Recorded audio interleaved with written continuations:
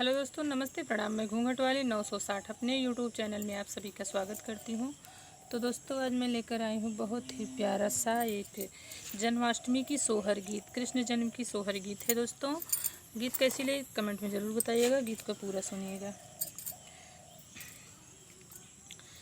भादवनी जयान्ही अरिया जनम जुग, रोहण जनम जुग रोहणी हो, बहिनी जनमी दीन दयाल मनुज करतर धीर, मनुज करतर धीर हो।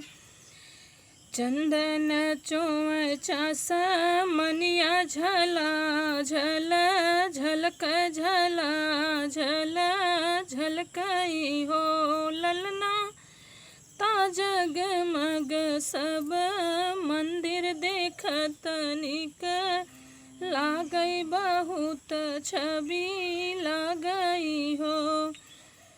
छूट गई नी हाथ हाथ कड़िया कर के जंजीरिया कर के जंजीरियन हो, ललना खुल गईले बजर के वाड़, सोआई गज दानव सोआई गज दानव हो।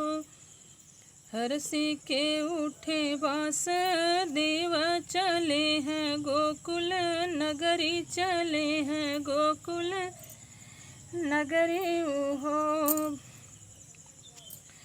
ललना गोदिया मिली है ले कन्हैया, भैनी पूरा बासी, भैनी पूरा बासी हो। भादवनी जयान्ही अरिया त बिजली चमकई, त बिजली चमकई हो। बहिनी घेरी आई कारी बदरिया, तराह नाही सूझई, तराह नाही सूझई हो। बही गईली जमुना की नर लागी, बही के मड़ गईली, बही के मड़ गईली हो। बहिनी झंख बही के ढाई गई हो, बहिनी झंखाई लागे बस देवत पर, कैसे जाबई त पार कैसे जाबई हो।